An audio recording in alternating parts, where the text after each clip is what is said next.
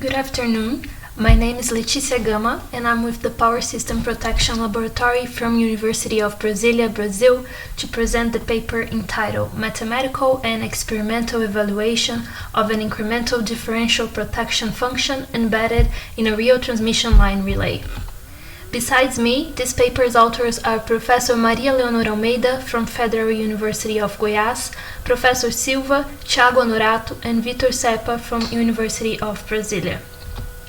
So I'll start with a brief introduction about the differential protection function in this work specifically applied to transmission lines. The 87L function is based on Kirchhoff's first law that establishes that the algebraic sum of currents entering and leaving a determined region must always equal 0. So this protection function performs the comparison between currents measurements taken from both terminals of the transmission line. The differential elements that are conventionally employed with this protection function are referred here as CDEs, and in this work we analyze the three-phase elements 87L A, B, and C. When using 87L for transmission lines, the most common representation plane for the comparison between currents is the alpha plane, which is a complex plane of the radial between remote and local currents, and it is traditionally implemented with a circular restraint region or the modified restraint characteristic considered in this research. The restraint region is defined as the internal area, whereas the external area corresponds to the operation region. For any internal fault, Gamma moves from the stability point at -1 and 0 to the operation region. For external faults, Gamma may leave the stability point, but it must continue inside the restraint region. Differential protection performance can be limited when the system operates at a high loading level. High resistant internal faults, for example, happening in high loading level systems can result in outfit conditions, and this can cause a misoperation, or if the slope is reduced, it may restrict the protection reliability. Besides the loading condition, 87L is influenced by the capacitive effect, which can generate a false differential current that can also lead to a misoperation. As an alternative, some authors have suggested that the pre-fault currents should be removed beforehand. In other words, they suggested the use of incremental currents. This concept is not a novelty, and it comes from the superposition principle, in which it is stated that a faulted electrical system can be modeled from two separate electrical networks: a pre-fault circuit, which represents the load currents and voltages during normal operation, and a pure fault circuit, which represents the variations in the voltages and current signals generated solely by the defect. This way, the voltages and currents at any point in the faulty electrical network can be determined by the sum of the pre-fault and pure fault contributions. So with that in mind, the incremental differential elements, IDEs, analyzed in this work are the three-phase elements delta 87L A, B, and C. As we see here, the incremental element gamma delta is basically the subtraction of the pre-fault current from the total fault current. As the main goal of this work, we have the analysis of radial trajectories for both the conventional and incremental elements, and this includes all the equations we deduced for 4 types of faults. Besides that, we mean to infer exactly how the operation conditions we considered interfere on both elements.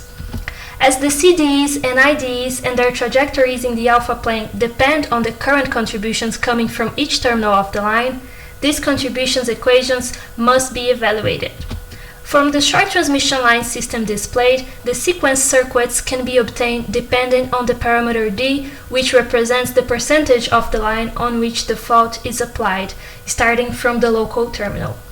After the fault, the currents entering the line from both sources consist of 2 parts: load current and pure fault contributions.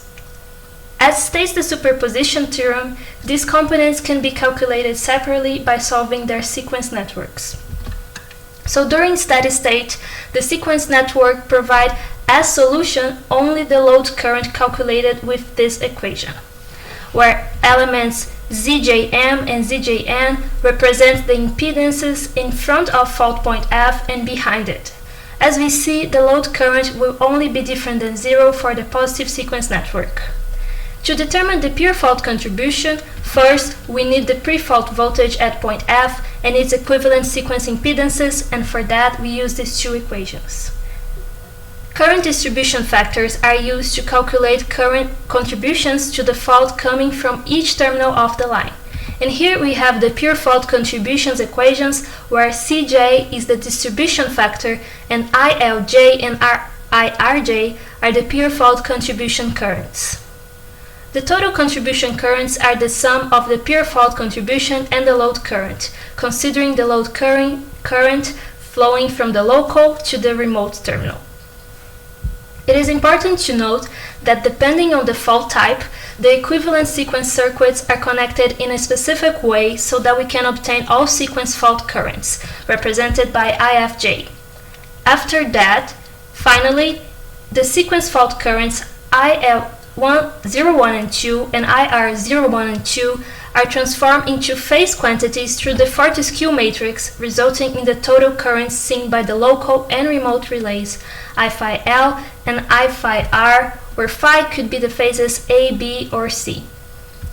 So we have this table with all phase fault current contributions for each terminal and each fault type. We note that current contributions for each fault type depend on different sequence distribution factors, and specifically for the BCG fault, it depends on all three sequence distribution factors plus the term D, which considers the fault resistance influenced by means of phase-to-phase fault resistance, RP, and phase-to-ground fault resistance, RG. So in order to evaluate the trajectories on the alpha plane, the radius of local and remote currents must be calculated. The table presented in this slide contains the equation of CDEs and IDEs radius for each fault type. We note that the coefficients of healthy phases stay at the stability point -1 and 0 because the radios showcase a steady -1 result regardless of the differential function employed. For the affected phases, we see that CDE radios depend on current distribution factors, load current, fault current, and the term D, and for IDEs of faulted phases, we notice they depend on current distribution factors, except for BCG faults that also depends on the term D.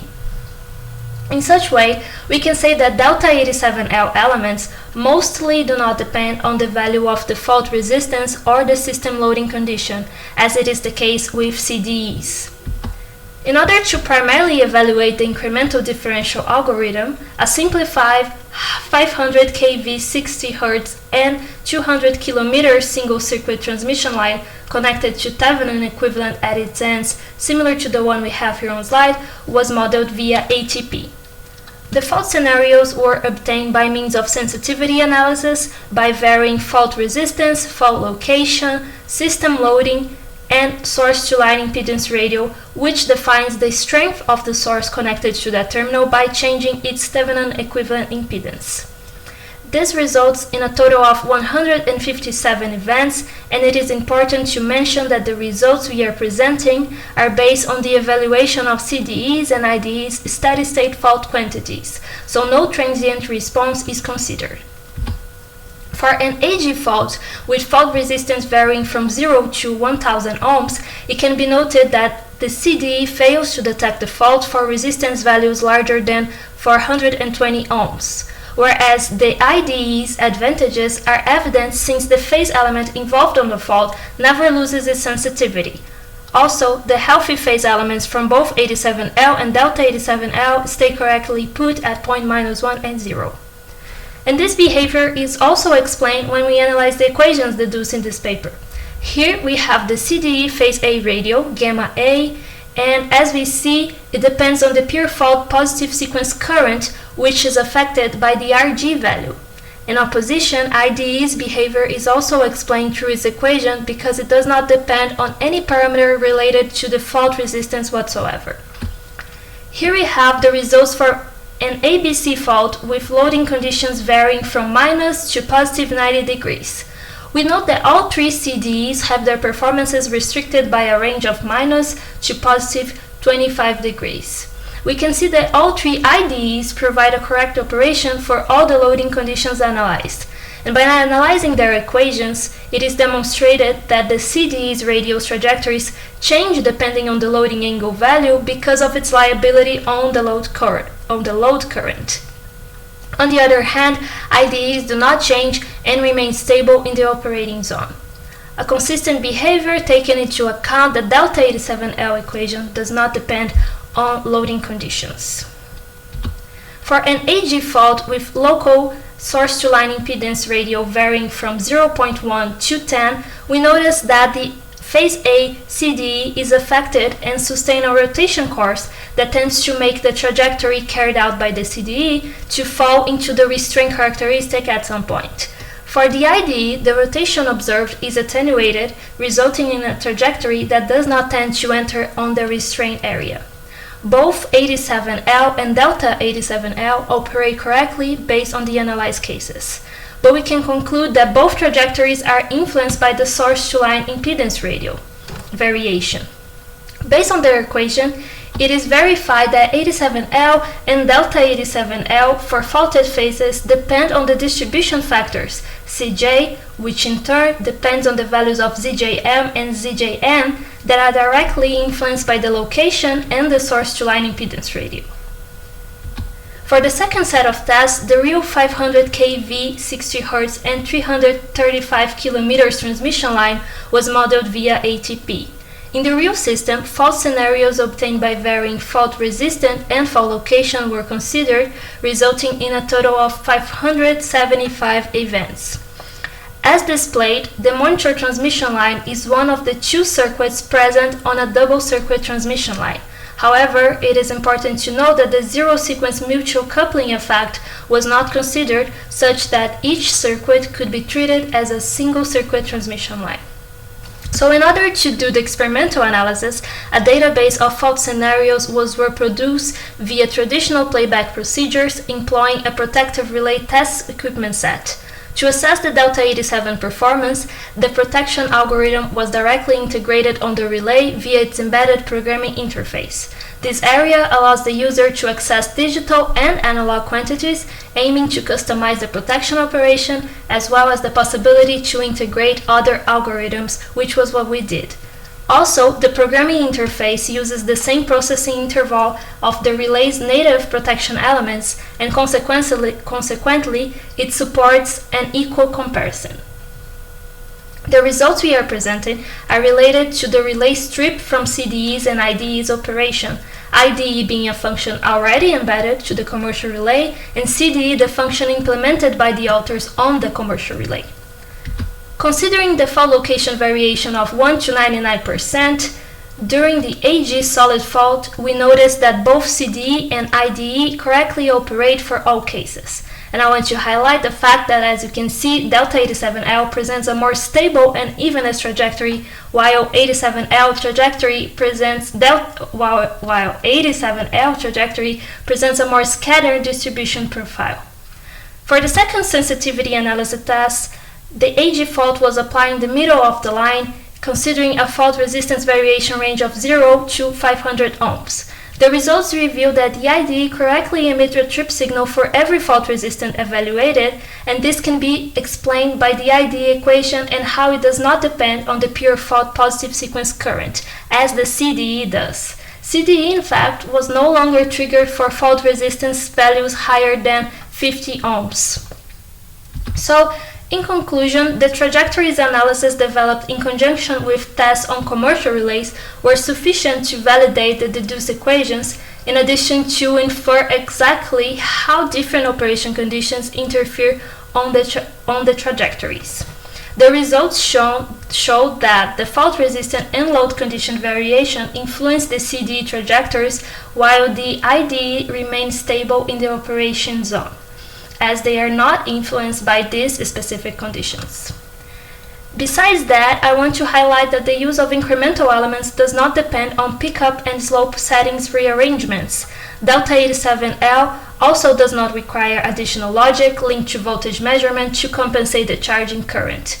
So we can conclude that IDEs can be implemented, integrated, and employed to enhance the performance of the conventional differential element in real devices applications, ensuring that the protection will correctly operate despite pre-fault system conditions.